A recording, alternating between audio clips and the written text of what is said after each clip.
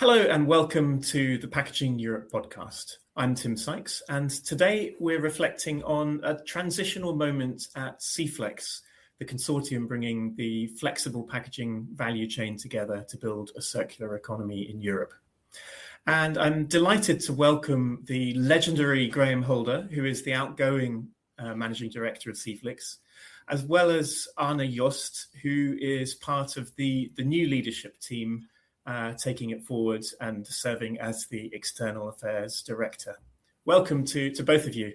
Graham, I gather that we managed to just get hold of you before you take a well-earned and very long holiday. What are your plans once you take off your microphone after this? Well, thanks very much for the introduction, Tim. Legendary, I don't know about that. It's definitely earned.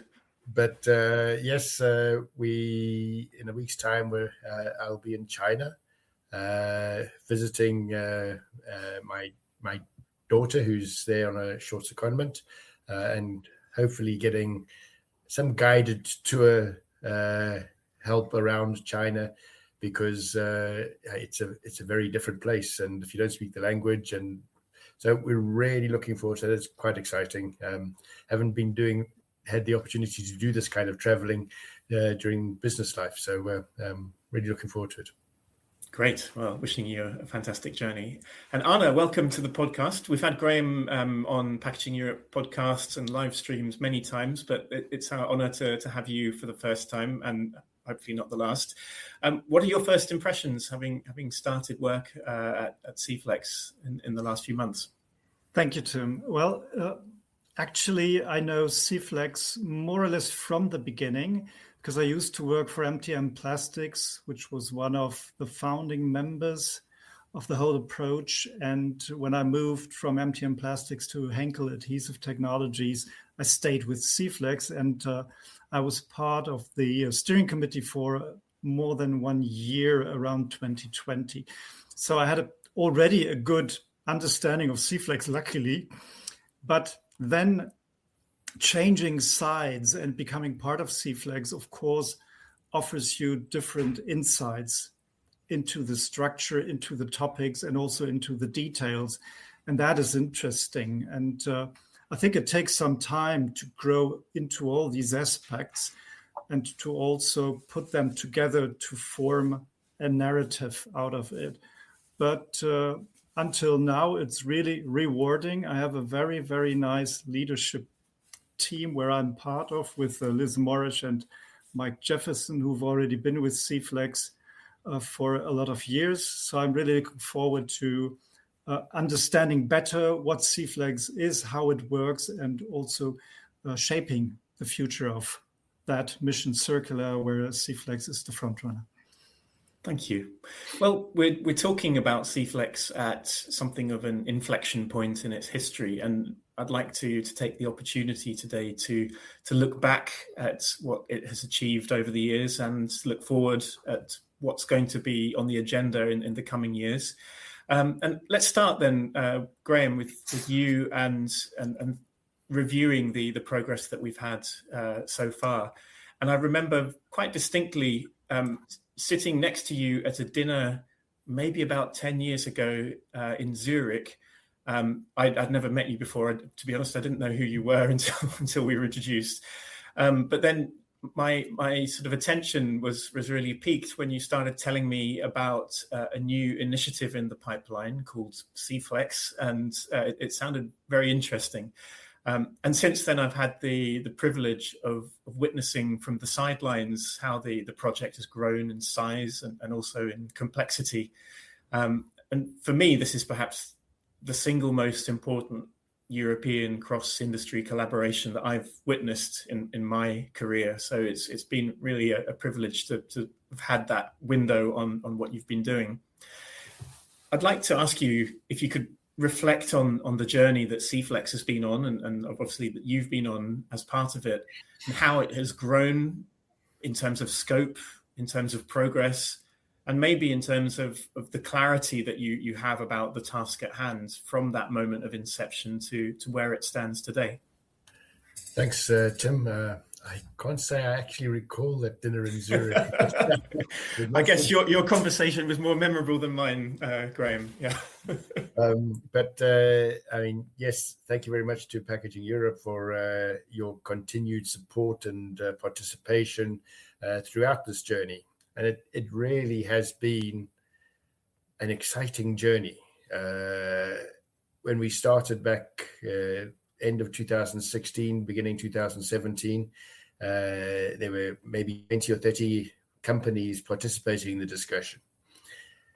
Today, we're over 165 companies. We've been up as high as 180, talking about how to make flexible packaging more circular. And that was really the key question we posed in the first general meeting, which was in Brussels, in a very long conference room at Plastics Europe.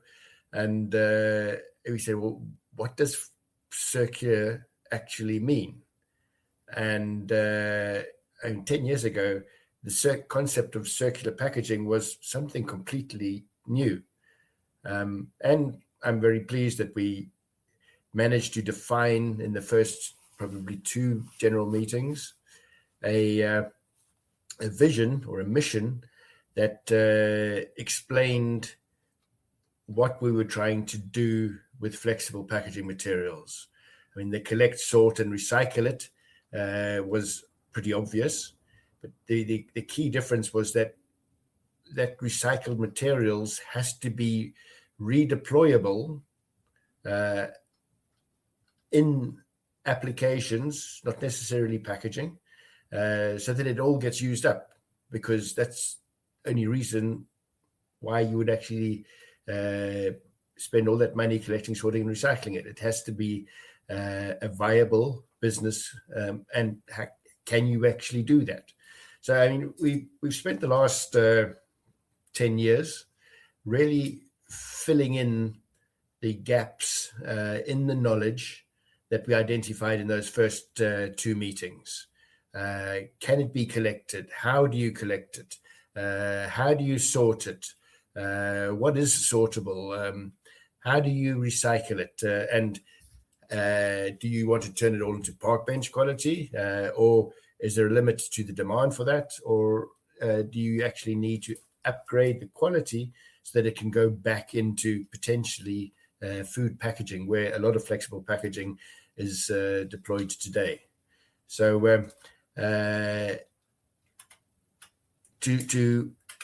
one of the milestones, I think, was the conceptualization of this demand-driven circular economy model, which I believe was very important in helping our stakeholders and the project team itself in understanding how the circular economy needed to interact to make it work. And it's actually demand-driven, so that you have to have the end markets who are going to use this materials pulling on the amount of materials that's going onto the markets. They had to have a very good idea of what's going onto the market. Then we have the recyclers who are saying, well, I'm going to have to supply those end markets with the right quality. So what are the processes and the technologies that I need to do that? And then sorting feeds the recyclers, and collection feeds the sorters. And then we end up with the 3 pillars, which are the design. Can you design it better? Because that's going to increase the yields. The legislation. Can we actually make this work voluntarily? And I think what we've seen happen is that the answer is no. And we now have the Packaging and Packaging Waste Directive, and we're moving down the circular economy. So I think that is probably one of the key vehicles that we've used to unite the different actors from the different parts of the value chain, and really to be able to distill that down to distinct bits of work that produced the facts that we needed, like the design for recycling guidelines. It was really about conceptualizing how this was going to work, and then what pieces of information did we need to support that work. Great, thank you. And have there been any moments of surprise or developments externally that have resulted in significant changes in direction over that period of time? I don't think we've ever changed the direction. I think what has changed is the environment in which this project is operating. It was a voluntary initiative back in 2017, but with the passing of the packaging waste regulation in 2024, it is now a legal requirement. And what's really interesting is that what we set out to as a target as a voluntary target in 2017 is now a legal target for all packaging materials, not just flexible packaging. So I don't think we've changed very much. What has been really interesting is the journey and the people that come along with the journey. In the beginning, it was really, we spent, I think, probably 3 years of general meetings, bringing people up to speed with what CEFLEX was trying to do and how it was going to happen. And it felt like you were treading water all the time. But then slowly we gained momentum, and we were able to move forward and deliver some of the work that had been started, and keep up a steady pace of deliverables that put the facts behind the direction and said, well, this is the right thing to do.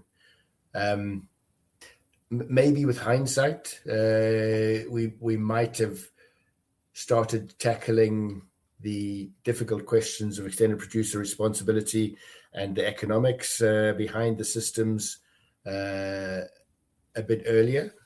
But this wasn't for lack of trying. It was really about, you need to do this in a logical sequence, because that's how the value chain actually operates and collaborates. And you need to fill the boxes before you can start tackling the more difficult questions. Okay, thanks, Graham. So that brings us kind of to the present, and let's bring in Arne now. And Arne, how do you assess the present sort of status and the point that you've reached in the CEFLEX journey? And how do you see the agenda for CEFLEX now when we think about meeting targets and heading towards 2030? There are several elements, and you've just indicated it, and Graham has also elaborated on it. The deadlines of the PPWR come closer. So we have already, for the Declaration of Conformity, the deadline of August 2026. That is a very urgent date on compliance, but we do not see our role in providing any support on compliance. We're rather on the strategy field. So we're rather looking into 2030 as being one of the major deadlines. And as Graham has indicated, we moved from something which was voluntary to now abiding to a legislation. In the years that have passed, CEFLEX has elaborated a very strong toolbox on how to manage circularity for flexible packaging, especially on the technical side, but also on the economic side. There's still questions to answer, that's for sure. But I believe there's even more to that, and that would be systemic problems and also organizational problems. We do a lot of national implementation work, so we go into member states and look how do they collect, sort, and recycle flexible packaging, and we come across a lot of dysfunctions, which do not necessarily stem from technical or economic problems. So there's more to that. Eventually, the system is not well set up, or the interlinkage between the different operators is not well done.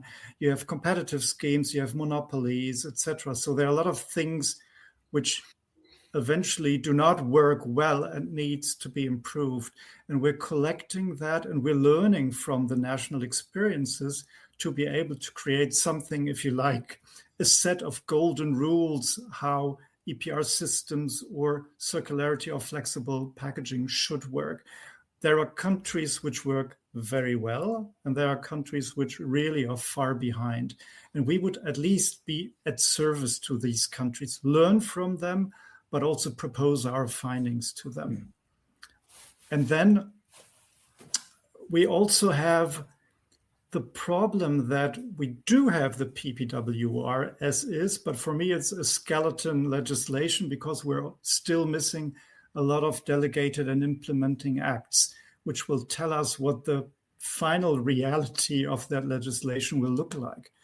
So when it comes to creating this circularity, we need clarity for investment of the different value chain partners into the infrastructure, into the system setup, and that we cannot do yet.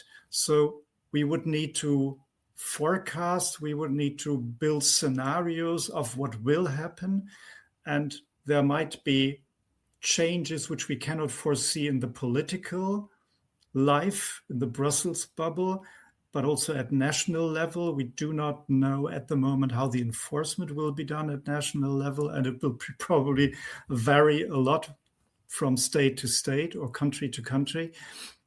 And then there's also market changes, and we've seen that recyclers have come under a lot of pressure in the last 2 years, I would say. We now have more military conflicts on this planet, changing again market parameters. And there's also novel technologies coming up. Speaking of chemical recycling, speaking of dissolution technologies, delamination, de-inking technologies that might play a bigger role in the future. So that all that needs to be orchestrated within a legislation which is not clear yet. And I see one of the big roles of CEFLEX to play is to give direction, to forecast, to build scenarios, to make clearer to the members, to the stakeholders, what will happen in the years to come. Thank you. Yeah, and that's something I've definitely observed, building on what you've described there, Arne, and on Graham's description of the widening scope of CEFLEX over the years, is the role it's played in defining the prerequisites for a functioning, viable circular economy and some implications for EPR, etc. Come in there. I mean, the system really needs to be designed with flexible packaging at the front of the design set of design requirements. If you can make the system work for flexible packaging, it's a circular system I'm talking about, then the other materials will actually be quite easy, because flexible packaging simply costs more to collect, sort, and recycle, simply because there's not much material in the packaging itself than the other materials. And so I think this is the big challenge going forward, and why I think CEFLEX is a natural discussion partner with the European Commission as it defines these additional pieces of legislation which are needed, but also for our stakeholders who use more than just flexible packaging materials to put their products onto the market, because it defines how the system needs to operate, how it's funded, and how it interacts with these other external factors like the price of virgin plastic, which is driven by the oil price, which is a variable, as we all know. So, from that perspective, I think we probably didn't realize this when we started it, but it was became apparent fairly early on in the journey that if we can make flexible packaging materials circular, and we now know how to do that, then all the other materials fall into place quite readily. Yeah. And Tim, if I may add to your question, so we're breaking our work for the future down into 4 segments, into 4 buckets, if you like. The first one would be what we call a roadmap. So we would use the data and data points already collected, the expertise which we have gathered, to create a roadmap for our stakeholders. So that is what I had elaborated on just a few minutes ago. So what will likely happen, and what do we need to do to make this happen? So that would be the roadmap bucket. There would be a second one that is informing our stakeholders, but other interested parties, for example, the policymaker, on these findings. So that would be a knowledge bucket, if you like. And then there is action. We don't want to do this theoretically, but we want to go into the markets. I already mentioned the national level implementation. So we're going into the countries, we're talking to the different stakeholders in the countries, listening to them, but also eventually, if needed, helping them, educating them.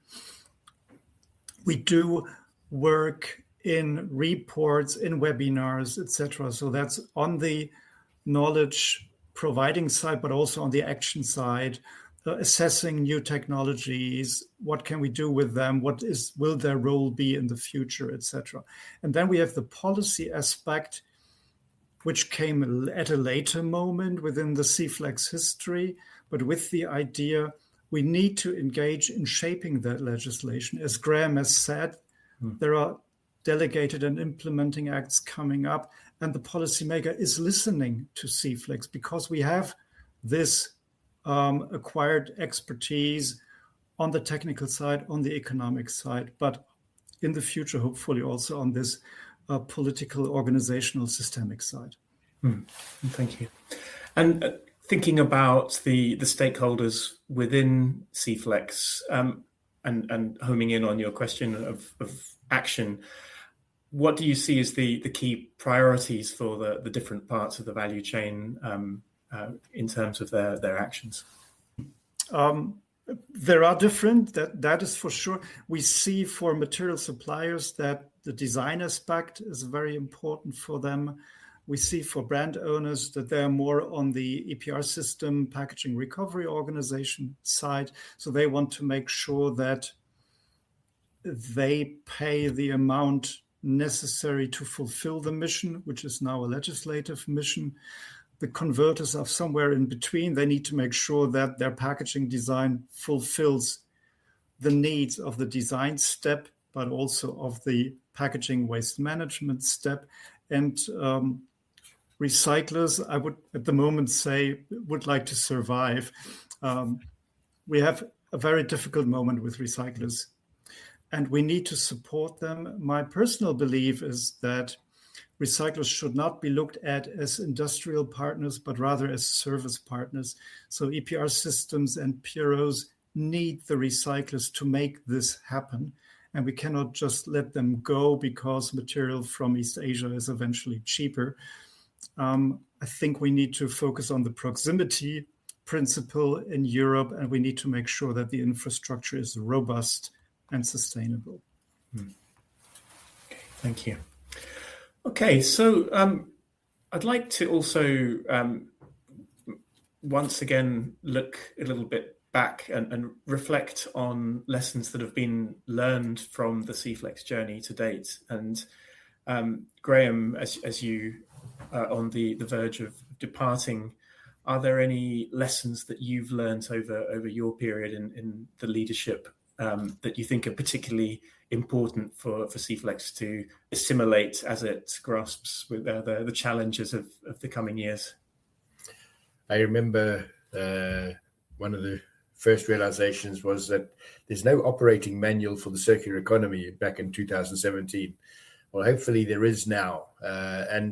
But because there was no manual, you really had to, I believe, lead from up front. There are different power sectors in the different parts of the value chain. Brand owners probably being top of the pecking order.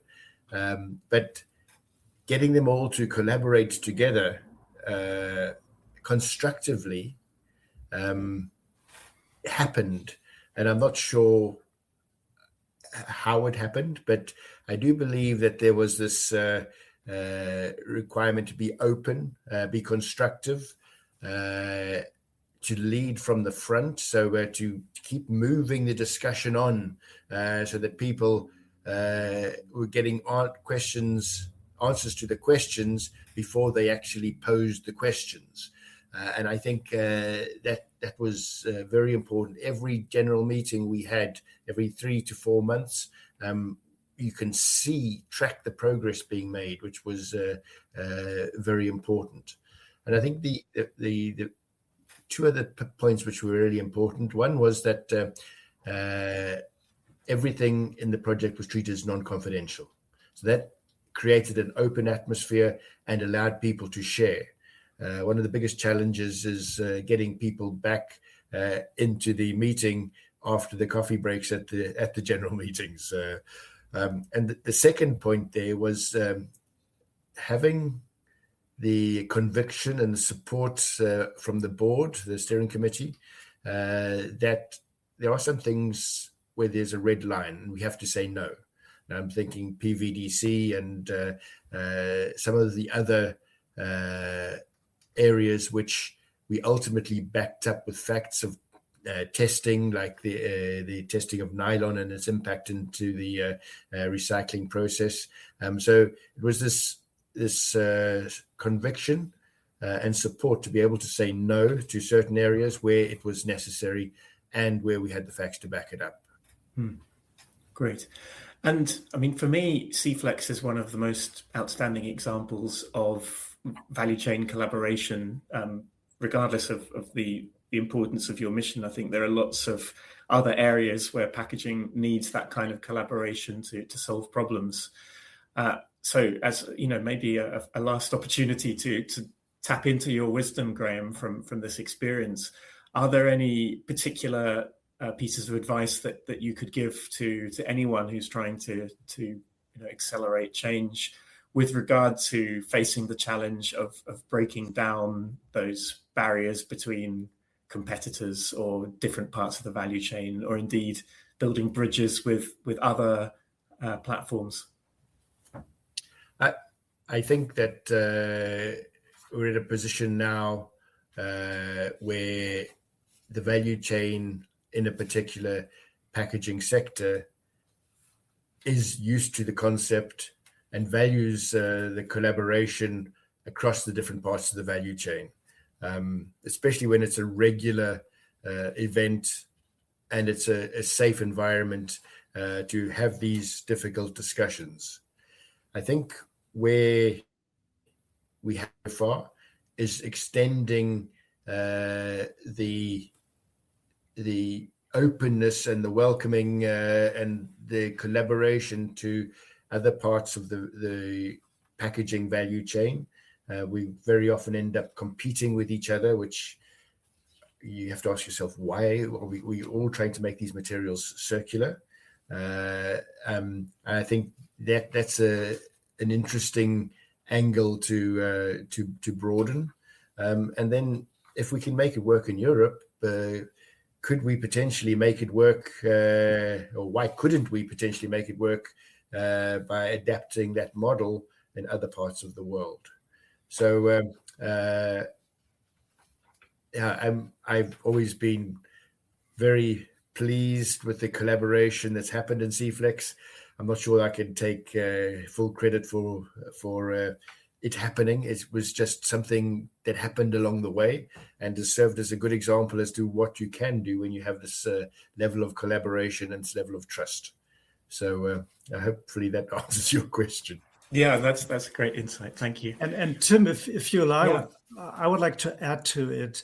So I fully agree on this concept of value chain cooperation. I remember some 10 years ago, an MTM Plastics would have never been visited by a brand owner. So you were talking to your suppliers, you were talking to your customers, but not beyond. And that has completely changed. And luckily it has changed. And we get a better understanding as members of the value chain of what the problems of other members of other segments are. And that is good. But I think there's even more to that.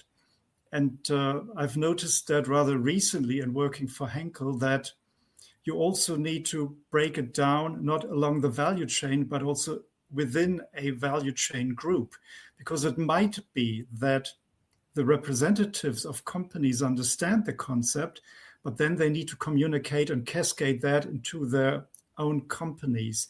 And information might get lost at higher levels of decision-making, or where decision-making is taking place. That's one element. The other element is you also have to bring it, if I speak for large companies, into every national level system.